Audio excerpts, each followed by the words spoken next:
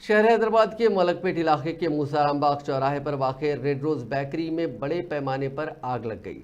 आज सुबह की अवलीन सातों में आग के शोलों को देखकर मकामी अफराद ने मलकपेट पुलिस फायर स्टेशन के ओहदेदारों को इस बात की इत्तला दी, जिसके बाद तकरीबन 5 फायर इंजनों ने वहां पहुंचकर आग पर काबू पाया। शॉर्ट सर्किट आग लगने की वजह समझी जा रही है। इस वाक़े के नतीजे में बेकरी की इमारत जलकर मुकम्मल तौर पर खाकसर हो गई। इस वाक़े के सबब सड़क पर बड़े पैमाने पर ट्रैफिक जैम हो गई। इस वाक़े में किसी के झुलसने या फिर किसी की मौत की कोई इत्तला नहीं मिली, अलबत्ता बड़े पैमाने पर माली नुकसान ज़रूर हुआ।